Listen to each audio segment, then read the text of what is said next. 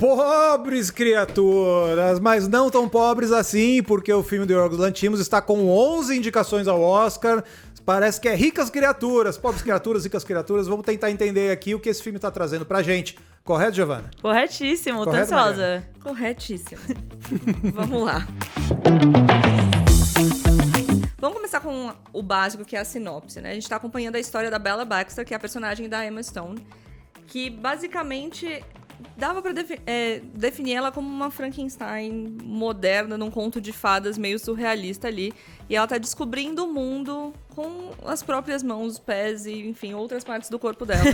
É uma grande aventura dela saindo de casa e voltando pra casa. Uma coisa meio parecida com Barbie, só que a partir da cabeça do Yorgos. Basicamente é isso. Ótimo resumo e a gente já vai pro nervo dessa questão. Ai, pronto.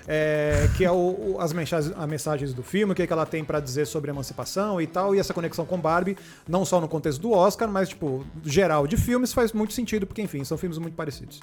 Vocês acharam, então, mais ou menos a mensagem? É que eu acho que, assim, o Pobres Criaturas, ele, apesar dele ser extremamente surpreendente, ele ser, de certa forma, muito louco, ele ter essa forma extravagante que ele tem do começo ao fim, ele lida com um assunto que é muito do nosso dia a dia, que é a liberdade. O que é a liberdade? Nós somos realmente livres pra falar o que a gente pensa, pra fazer o que a gente quer fazer? Como é que é a diferença dessa parte privada e pública? O que a gente pode fazer no privado? O que a gente pode fazer no público? E mais do que isso, tem certas coisas do nosso cotidiano que são levadas normalmente, né? Por exemplo, o sexo, mas ele é 100% tratado como uma coisa extremamente privada. E quando você traz isso ao público, ele vira, de certa forma, um tabu, né? Um assunto que é um tabu. Então, como essa sociedade repleta de tabus que é retratada em Pobres Criaturas e também que é uma sociedade que a gente vive hoje em dia, trata os personagens e como é que a Bella Baxter, na sua trajetória como personagem, né, desde o seu aprisionamento e nascimento até o momento que ela se vê livre e desenvolvida, eu acho que muito através do descobrimento dela pelo prazer e também pelo próprio corpo dela, como ela começa a associar essa questão do público e do privado e como lidar com essa sociedade que é repleta de tabus. Eu achei o filme muito interessante nesse desenvolvimento. Acho que ele pode ser, de certa forma, relacionado com Barbie nessa questão da aventura, né? Da trajetória e depois do retorno pra casa. Mas eu gosto muito da simbologia que o Yorgos traz e, novamente, essa visão super diferente dele e bem polêmica, né? No caso, que eu acho que esse filme vai ser bem polêmico. O filme é polêmico por uma questão de momento, porque a gente tá vivendo realmente uma questão de puritanismo e do público ficar questionando online e tal, se cena de sexo é necessário ou não. Essa questão do necessário, ela parece que dominou o debate, porque a gente tá evoluindo como espécie, a gente tá evoluindo como seres pensantes, e aí, sei lá, o sexo nos anos 90 no cinema, nos anos 80, 90, parecia muito mais frontal em relação ao que se permite fazer, ao que se permite discutir. A gente tá evoluindo, então parece que o Yorgos Lanthimos, ele tá falando, nossa, a gente evoluiu, eu tô achando aqui um meio pra falar sobre coisas, mas tipo, desculpa falar assim, mas do meu ponto de vista não tem nenhuma grande iluminação no que ele tá articulando no filme. E beleza, os temas estão ali e tal, mas acho que a gente tem que julgar o filme pela maneira como ele articula esses temas e aonde ele chega. Eu acho que, como sempre, como nos filmes do Lanthimos, ele faz uma grande volta pra falar algumas platitudes. Nesse caso, as platitudes são, olha só, o sexo liberta, as mulheres merecem ser emancipadas, sabe? Coisas que a gente trata como certas e coisas que a gente trata como se deveria ser, tipo, os direitos de todo mundo, entendeu? De, tipo, de descobrir o seu próprio corpo, de se emancipar e de, tipo, de brilhar como corpo no mundo, assim. E, tipo, isso pra mim é meio... Sei lá, tipo, tem 1 milhão de filmes que há 100 anos tratam isso de uma forma parecida. O Frankenstein tratava disso de uma forma parecida há 100 e não sei quantos anos. E eu não acho que seja uma grande revelação nesse filme. Eu acho que ele dá uma baita volta pra falar coisas que são meio, tipo, básicas, entendeu? Eu acho que é aí que você tá errado, porque, tipo, a gente vê uma pesquisa... Mas é assim que eu gosto, não tem que ficar ciscando e falar, não, você tá errado. Eu acho, porque a gente tá vendo um movimento no mundo de um conservadorismo muito grande na geração Z, especificamente entre homens, e um progressismo entre as mulheres. Saiu uma pesquisa essa semana, inclusive, acho que na Exatamente, CNN. essa pesquisa é bizarra. E é muito, muito interessante, eu acho, que o Yorgos traga isso num contexto em que tem uma perspectiva de gênero muito forte nesse filme, que não é a liberdade do ser humano, é da mulher. Sim. Porque ela é controlada por um pai que é tido como Deus, depois o noivo dela, que é a good guy, mas que também tá constantemente tentando controlar ela. Ela encontra um amante no Mark Ruffalo que tira ela do conforto da casa dela pra usar ela. Então, o tempo inteiro, ela tá lidando com pessoas, majoritariamente homens, que querem usar o corpo dela ou usar dela pro benefício próprio. E o tempo inteiro, ela tá questionando essa dinâmica. Algumas vezes com mais eficiência, que é o caso do Mark Ruffalo, que o Mark Ruffalo enlouquece quando ele é tirado do papel de gênero dele. Sim, maravilhoso. E em algumas vezes menos, que aí eu acho que pra mim é o lance que é mais polêmico do filme, que é o papel da prostituição dentro da jornada dela. Que ele é tido como um papel quase de libertação mesmo, de autonomia financeira, quando a gente sabe que a prostituição é um pouco mais complexo do que só isso. Existe uma mercantilização do corpo que, enfim, desdobra em outras muitas questões que o filme passa muito breve. E esse, pra mim, é o grande defeito do filme. Eu acho que isso é um sinal de como o Lanthimos ele simplifica muitas coisas. Então, quando ele tá indo para algo que é complexo de verdade, aí parece que ele escolhe um caminho ali que, enfim, ele escolhe o caminho da estetização, ele escolhe o caminho de ficar com muita coisa que parece distração no filme, e aí na hora que o filme ele vai mostrar mesmo, fala, olha, tipo, as cartas são essas aqui, e tipo, na hora que é pra ele te trucar mesmo, ele não consegue, ele toma os caminhos fáceis. Eu acho que ele faz a trucagem. Pra mim, o problema não é... Pra mim, é a simplificação desse tema em específico que eu acho que é complicado. A gente tá falando justamente no momento do conservadorismo, que aí isso simplificar uma questão que é tão complexa. E que, honestamente, eu não tenho a resposta. De, tipo, eu não sei, tipo, como eu me posiciono em relação a isso. Então, é muito complexo. Simplificar isso é difícil. O restante, eu acho que a utilização, ela é bem-vinda. Eu acho que ela coloca uma estrutura de conto de fada e coloca um humor que, pra mim, é uma ferramenta muito importante para você traduzir certas discussões de uma forma eficiente mesmo, entendeu? Por isso que eu gosto de... Pra mim, é um filme que ele tem uma estética que é, de certa forma, desafiadora, mas, ao mesmo tempo, que faz total sentido. Então, ele tá usando as lentes de A Favorita e tudo isso para enfatizar a monstruosidade das situações. Ele tá falando do desejo como libertação, mas o desejo também como monstruosidade. Que em muitos momentos, inclusive, eu acho que ele teve algumas decisões criativas que fazem com que a gente espere alguma coisa meio que, tipo, eu ficava com vergonha às vezes, sabe? Do que podia acontecer e com base em como ele conseguiu introduzir toda essa estética e essa direção. Então eu acho muito interessante que, usando dos artifícios, ele fez com que a gente estivesse muito imerso, mas eu acompanho muito o que você falou nessa situação de que a mulher tem mais limites ainda e que se ela ultrapassar esses limites, ela é vista de uma forma, assim, as atitudes de uma forma insustentável. Mas tanto a questão da prostituição me pegou num alerta de tipo, ok, o que está acontecendo? E também o fato, a gente pode falar spoiler? Acho que sim. É um spoiler de leve no final, porque é revelado bem no começo do filme, mas o fato de que todas as relações sexuais que estão acontecendo com basicamente uma criança. Que é a questão do cérebro. E isso é uma coisa que quando eu me dei conta que estava acontecendo, porque a trajetória da Bella é se tornar de uma criança propriamente dito até uma mulher adulta. E nessa trajetória a gente vê muitas cenas de sexo, então eu me peguei pensando às vezes, caramba, é o Mark Ruffalo, o nosso tiozão de 50 anos, literalmente transando repetidas vezes com uma criança. Então acho que esses foram os dois momentos do filme que eu me peguei questionando um pouquinho de... Gosto de como as coisas estão sendo apresentadas, mas estou com um epa, alguns pés atrás sobre como está sendo exposto. Entendeu? É que nesse caso específico, pra mim, era muito mais uma alegoria. Então, tipo, eu não levei tão no literal que era uma criança. Eu sei, eu entendo que é uma alegoria, de... mas sabe quando você meio que sei. se pega pensando, assim, sabe? Mas foi uma coisa que eu me peguei pensando no meio do filme. Não foi uma coisa que me pegou de cara, mas me incomodou um pouco. Tanto quanto a prostituição. É que eu acho que como é uma fábula que tá recontando o Frankenstein, eu tô partindo das mesmas premissas. O Frankenstein, ele veio numa época que ele servia muito para falar sobre civilização e como a civilização, depois do iluminismo, estava se organizando em torno da ciência e como isso implicava em certos sacrifícios e certas escolhas. Então, tipo, o monstro de Frankenstein, ele começa desarticulado e ao longo do livro, convivendo com aldeões, convivendo com as pessoas com quem ele se aproxima, ele aprende a falar, ele aprende a pensar, ele aprende, inclusive, a pensar mais do que o pai dele, que é o Victor Frankenstein. Então ele se torna mais pensante. É a mesma coisa que acontece no Pobres Criaturas com a Bella. Então essa coisa de ser um infante e tal, uma criança, tipo, eu não passei tanto por isso. Eu acho que beleza, é outro contexto, é outra história, mas eu passei mais numa questão, tipo, é uma jornada de amadurecimento, do mesmo jeito que é tipo um come of age. É como se você estivesse colocando uma pessoa no mundo, essa pessoa se descobre adulta, se descobre um indivíduo no mundo. Então, eu acho que ela é muito dona da própria jornada nesse sentido. Ela não tá sendo objeto nos atos sexuais e tal, não tá sendo objeto de ninguém. Ela escolhe estar ali. Mesmo Então, no Isso é da super bem prostituição. pontuado, né? então Sim. é muito você tomar o mundo pra você e você descobrir seu lugar no mundo. Em relação a isso, é muito um conto de civilização, de como você, enfim, de você comentar o mundo. Voltando só um pouquinho no ponto lá das mulheres e tal, eu acho que essa discussão, ela já tá pedindo que a gente vá um pouco além, porque no próprio Barbie essa discussão já foi completamente cooptada também pelos conglomerados, pelo, tipo, uma discussão para vender brinquedo, entendeu? Então eu acho que o filme, por toda a ambição, por ser um filme de 2h30, por ser um filme que, tipo, ele se aproxima das coisas mais estetizadas que tem, sei lá, Peter Greenaway, Terry Gilliam. Eu esperava que ele, tipo, fizesse isso com mais propósito. Eu vejo que o filme tem muito propósito e ele é efetivo de verdade quando ele vai para uma comédia super franca, uma comédia de caricatura.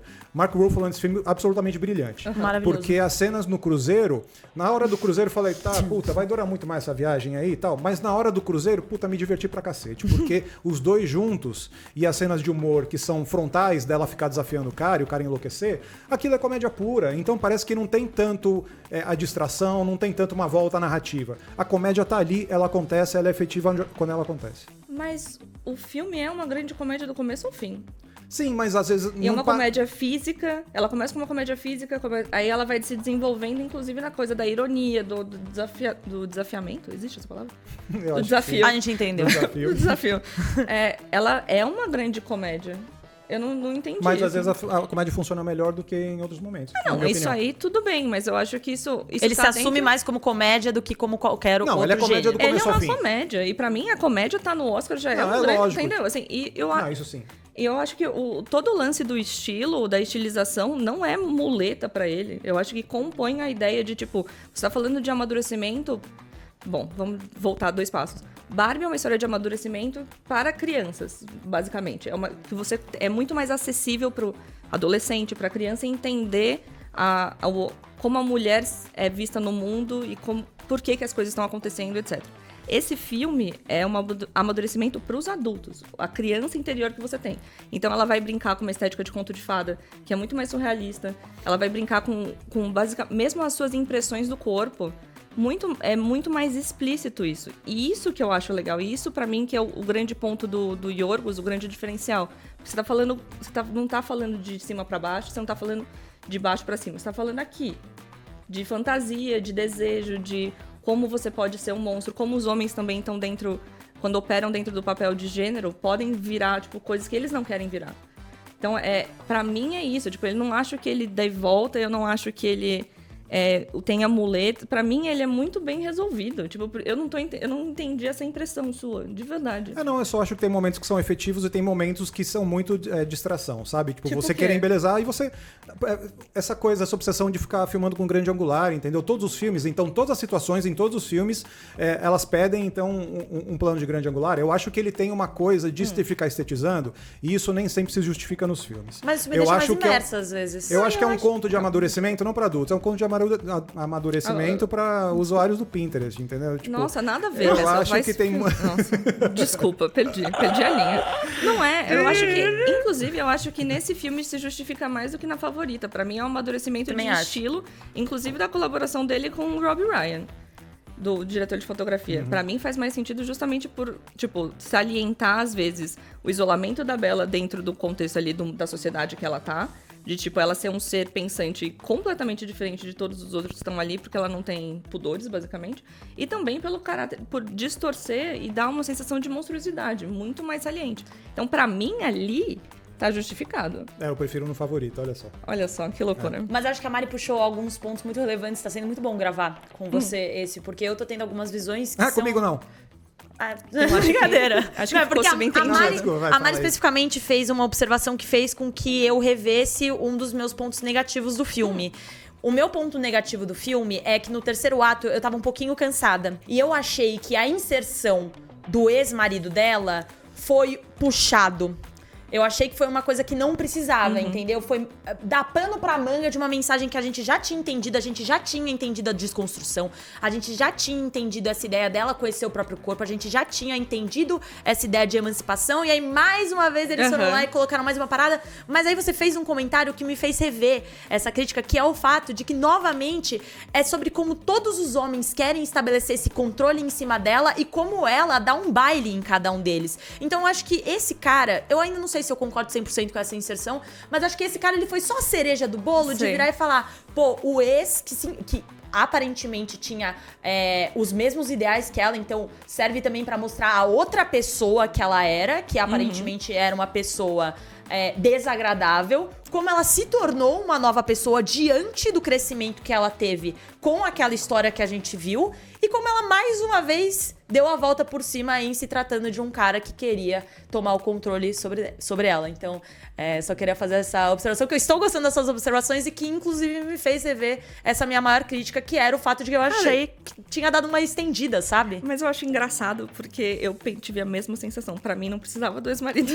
Não precisava. Porque, tipo, a primeira vez que eu vi, eu achei que ele prolongou um pouco demais. E essa parte do ex-marido foi até um pouco acelerada pra conclusão. Pra mim, a conclusão do filme, ele não tem tanta recompensa, porque o ex-marido é uma figura que aparece ali meio do nada. Então, pra mim, o que acontece no final ali com ele, dele virar uma criatura do jardim dela... Meio tosco. Meio, pra mim, indiferente, entendeu? Pra mim, não era ele que eu queria ver punido. Pra mim, faria mais sentido o Mark Ruffalo, inclusive, por ser o mais vilão dentro da história. Mas, de qualquer maneira, na segunda vez que eu assisti, eu achei mais suave. Eu achei que embarcou um pouco mais. Mas eu acho que ele é um pouquinho mais longo do que o necessário, assim. Se você for pensar no arco narrativo, é importante que ela lide com quem ela era no passado. Claro. Então a presença do ex-marido é importante. Mas eu acho que realmente você sentir meio extenuado quando aparece o ex-marido, eu acho que é sinal de que tem certas coisas que já estão dando volta ali, entendeu? Não, acho que isso sim, isso eu concordo. É que o filme, pra mim, foi encantador. Assim, e aí eu já queria ir pras notas, acho que já falamos demais. Por favor. Eu achei encantador, assim, no sentido de experiência visual. Eu acho que o figurino é uma das coisas mais bonitas que eu vi esse ano, assim, de como ele expressa também quem é a Bella. Eu acho que a maquiagem, os cenários, eu gosto muito da fotografia do Rob Ryan. Então, pra mim, foi uma experiência visual muito interessante. Eu conseguiria assistir o filme mudo e eu teria prazer com isso. Apesar do som ser fudido nesse filme também. Então, por isso, eu fico muito entre 4 e 5 ovos. Eu não decidi, eu tô escrevendo a crítica ainda. Então, pra mim, fica nessa meiolinha aí. Eu amei esse filme. Eu vou acompanhar a Mari na questão técnica e digo que todas essas questões envolvendo tanto a fotografia, como a direção de arte, como a música, o figurino. A direção de arte, pra mim, foi impecável. Fez com que eu tivesse tão imersa no filme que quando eu saí, eu não sabia direito o que pensar. Tipo, eu não consegui digerir, porque eu tava tão imersa naquilo que tava acontecendo, eu tava tão 100% dentro do filme por conta dessas decisões, principalmente estéticas, que eu saí desnorteada mesmo. E isso fez com que, mais uma vez, a gente trouxesse um filme que talvez ele tenha, assim, uma abordagem que seja um tanto quanto clichê, mas que pra mim foi desenvolvida de uma forma muito única, uma visão muito única do Yorgos. Mas eu vou de 4 de 5, porque realmente no terceiro ato eu comecei a sentir pesar um pouquinho, mas de qualquer forma a Emma Stone, pra mim, a cada trabalho que ela aparece, é um crescimento profissional dela. Quando a gente acha que ela não tem como entregar mais, ela entrega. Ela foi maravilhosa, foi maravilhoso ver tanto o desenvolvimento dela como atriz durante todos esses anos, como o próprio desenvolvimento da personagem, que é a Bella. Eu acho que tem até um paralelo entre Emma e a personagem Bella aí na representação do desenvolvimento. E torço pra que ela ganhe o Oscar, mas ainda acho que Lily Gladstone vai levar, que eu também torço bastante. Então acho que é uma briga acirrada em praticamente todas as categorias aí que tá concorrendo. Então, direção de arte, acho que vai ser uma briga com Barbie. Eu acho que atriz vai ser uma briga com Lily Gladstone. Eu acho que figurino vai ser uma briga. Então, eu tô bem dividida, mas eu vou estar satisfeita com qualquer um que ganhar, porque eu gostei muito de Pobres Criaturas. Então, é 4 de 5. Tudo. Muito bem. Eu gosto muito da Emma Stone na maioria dos filmes que ela faz. Eu acho que ela escolhe bem seus papéis. E nesse filme é foda ver ela atuando. Eu também tô esperando. Eu falei, caralho, não vou falar mal da Emma Stone, né? Pelo amor de Deus. Nossa Senhora. E eu acho que o filme é legal e o que ele tá propondo fazer, de frontalidade mesmo no corpo e tal, e dela atuando, porque afinal de contas essa discussão é completamente descabida do que é necessário ou não. Primeiro que nada é necessário, como o Paul Verhoeven já dizia, nada é necessário nos filmes. Então você escolhe que história contar. E o sexo ele faz parte do mundo, faz parte da vida vida das pessoas, por que não vai fazer parte do cinema? Então, em relação a isso já justifica o filme pra mim. Agora, eu fiquei com vontade de ler o livro do Alasdair Gray, porque eu escuto falar muito bem do livro, parece hilário o livro, e o Lanthimos estava tentando fazer esse filme há muito tempo já, ele já estava atrás dos direitos, enfim. Ele tem um olho para reconhecer o valor do material. Eu não acho que ele faz um filme brilhante com o material, eu acho que onde ele consegue levar o tema vai até certo ponto, o filme começa a girar em falso, e muita coisa do que vocês estão enxergando como os valores técnicos, para mim, putz, é muita perfumaria, sabe? Então eu acho que o filme, ele meio que, tipo, tem distrações. E aí, eu gosto quando ele é mais efetivo. Especialmente ali na dinâmica com o Mark Ruffalo e a Emma Stone. Então, pra mim, 3 ovinhos. 3. Tá bom. Uau. Então tudo bem. Será que vai ser 3, 4, 5? Será? Então, Vamos saberemos. descobrir na crítica da Mari Canizares lá no Omelete. Acesse omelete.com.br para você saber, porque aí na crítica vai ter os ovinhos certos lá. E você diga pra gente se você já está torcendo por esse filme 11 vezes indicado ao Oscar e se você acha que nudez é necessário ou não. Conta aí pra nós.